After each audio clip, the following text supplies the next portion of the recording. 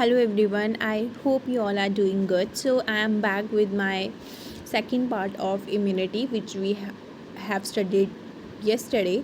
So today we'll deal with the acquired immunity. So what is acquired immunity? So acquired immunity वो type की immunity होती है जो कि पैथोजन स्पेसिफिक होती है। हमने इनेट इम्यूनिटी में क्या पढ़ा था कि जो इनेट इम्यूनिटी होती है वो क्या होती है। इनेट इम्यूनिटी वो टाइप की इम्यूनिटी होती है जो नॉन स्पेसिफिक होती है। बट एक्वायर्ड इम्यूनिटी जो होती है वो क्या होती है, वो होती है स्पेसिफिक टाइप ऑफ। ठीक है, तो एक्वायर्ड इम्यूनिटी जो होती है वो क्या है, एक्वायर्ड जो होती है as the name indicates acquired, तो ये पैथोजन स्पेसिफिक होती है। ठीक है, ठीक है। सबसे इम्पॉर्टेंट तरीका ये याद रखना पढ़ने का ये होता है कि तुम जो कल पढ़ते हो ना, जहाँ तुमने जो पहले पढ़ा होता है उसको कोरिलेट करना होता है आज के साथ कि उसमें क्या सिमिलैरिटीज़ थी और क्या डिफरेंसेस हैं। ठीक है, अब क्या बात होती है, ये मेमोरी के थ्रू करेक्टराइज होती है। ठीक है, वो नॉन स्पेसिफिक थी। ठीक है, और वो कब प्रेजेंट थी, वो बर्थ के टाइम पे प्रेजेंट थी। इनेट वाली एक्वायर्ड जो होती है ये मेमोरी वाली इम्यूनिटी होती है। ठीक है, मेमोरी को स्टोर करते हैं। इसका मतलब सिंपली मतलब ये है कि अगर कोई पैथोजन फर्स्ट टाइम, अगर कोई, ये देखो ये पैथोजन है, ठीक है, अगर वो फर्स्ट टाइम हमारी बॉडी में इन्वेड करता है, ठीक है, बॉडी में इन्वेड करता है, तो हमारी बॉडी जो है वो हल्का लो रिस्पॉन्स शो करेगी। क्या करेगी, लो रिस्पॉन्स शो करेगी। ठीक है, हमारी बॉडी पे जब फर्स्ट टाइम पैथोजन इन्वेड करेगा, मतलब एंटर करेगा, तो उस टाइम पे हमारी बॉडी जो है वो लो रिस्पॉन्स करेगी शो। ठीक है, बट डिस्टर्बेंस, बट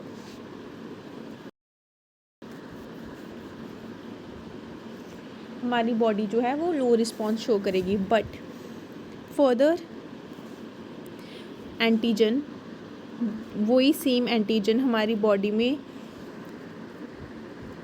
इन्वेड करेगा ना फिर से, तो हमारी बॉडी जो है वो क्या शो करेगी, वो एक डेडली, जिसको एनामेस्टिक रिस्पॉन्स कहते हैं ना हम, वो शो करेगी। इसमें भी वही लिखा हुआ है कि हमारी बॉडी जो है वो डेडली रिस्पॉन्स शो करेगी।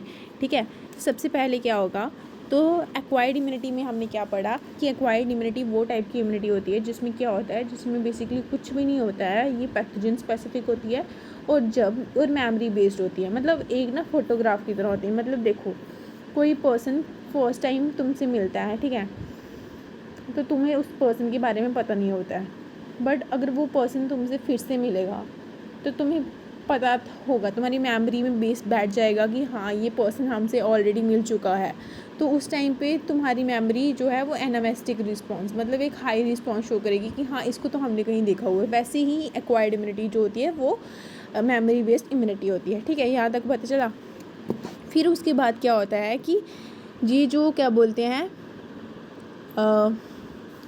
एक्वायर्ड इम्यूनिटी होती है, एक्वायर्ड इम्यूनिटी जो होती है वो दो टाइप की होती है। एक होती है, वो दो टाइप की लिम्फोसाइट्स को प्रोड्यूस करती है। एक होता है बी लिम्फोसाइट्स और एक होता है टी लिम्फोसाइट्स। क्या होता है, एक होता है बी लिम्फोसाइट्स और एक होता है टी लिम्फोसाइट्स।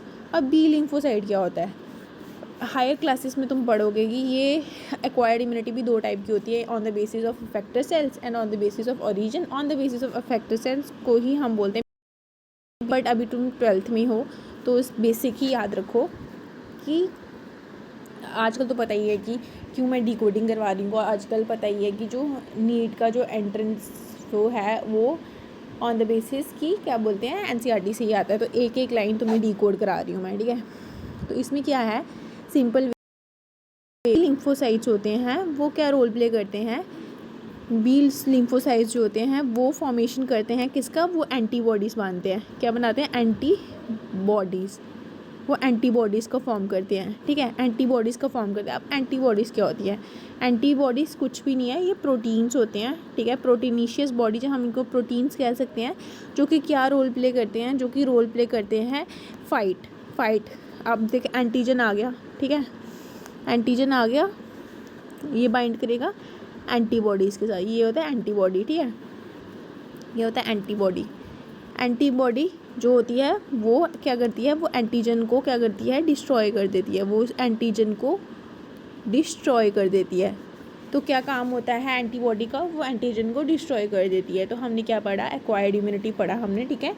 एक्वायर्ड इम्यूनिटी में हमने क्या पढ़ा कि ये पैथोजन स्पेसिफिक होती है, ठीक है, मेमोरी बेस्ड होती है, और इसके पास दो टाइप के लिम्फोसाइट्स देखने को मिलते हैं, एक होते हैं बी और एक होता है टी। बी के पास क्या होती है, बी के पास होती है एंटीबॉडीज़, जिसको हम इम्यूनोग्लोबिन भी बोलते हैं।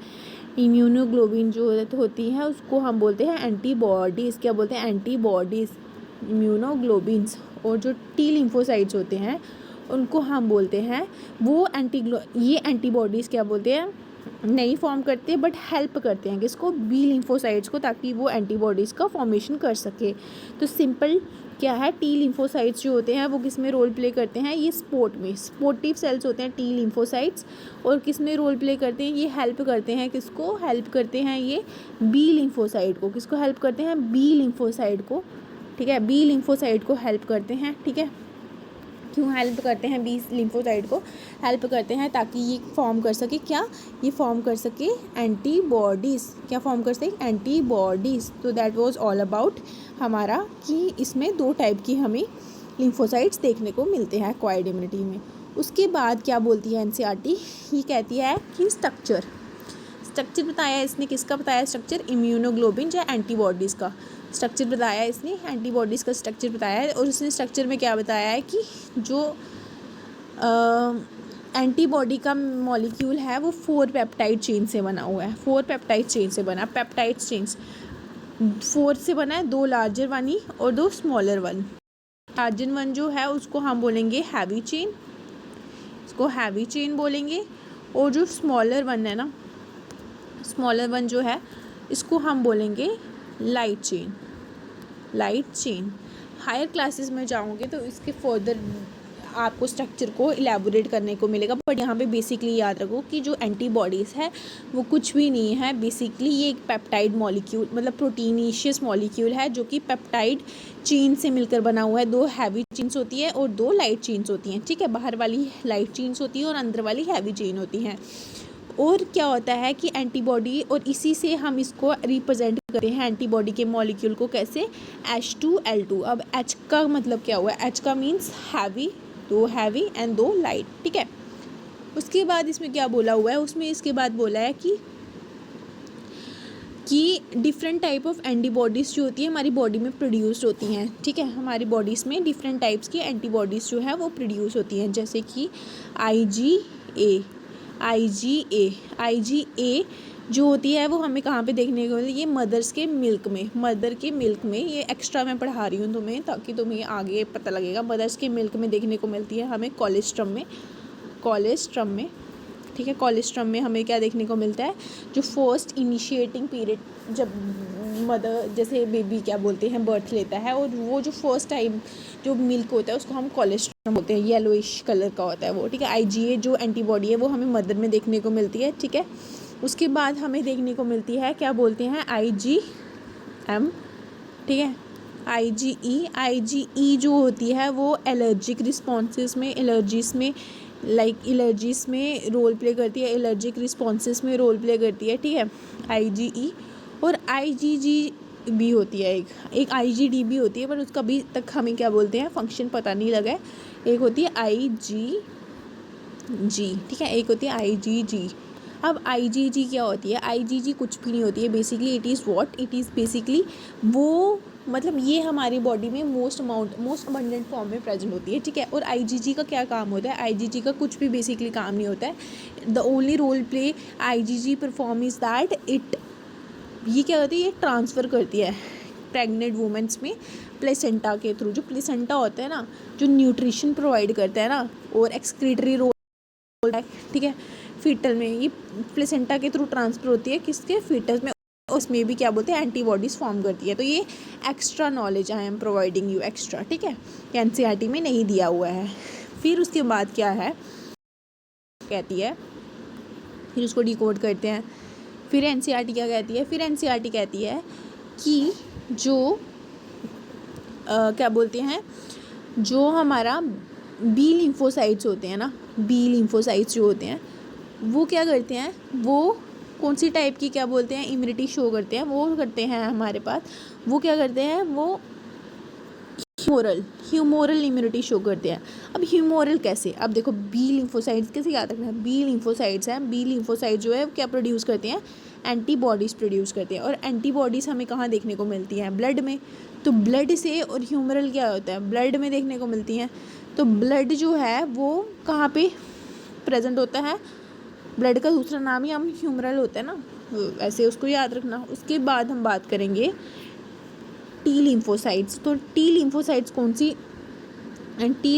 कौन सी इम्यूनिटी शो करते हैं, तो ये शो करता है सेल मेडिएटेड।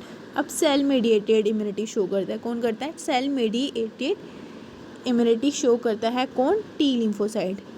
तो टी लिम्फोसाइट क्या शो करता है, we were talking about, sorry for the disturbance, so we were talking about कि जो टी लिम्फोसाइट्स होते हैं वो सेल मेडिएटेड इम्यूनिटी क्या बोलते हैं, वो रिस्पॉन्स को शो करते हैं। ठीक है, अब सेल मेडिएटेड इम्यूनिटी से क्या मतलब होता है कि टी लिम्फोसाइट्स जो होते हैं, क्या होता है कभी कभार कि जो हमारे ऑर्गन्स होते हैं ना, जैसे कि हार्ट हो गया, आई हो गया और किडनी हो गई, ठीक है, हार्ट हो गया, आई हो गया और किडनी होगी, वो क्या करते हैं कभी कभार फंक्शन नहीं करते हैं प्रॉपर्ली। तो उस टाइम पे क्या करते हैं, उस टाइम पे हमें एक सूटेबल डोनर चाहिए होता है ताकि हम ट्रांसप्लांटेशन कर सकें, क्या कर सकते हैं, ट्रांसप्लांटेशन कर सके।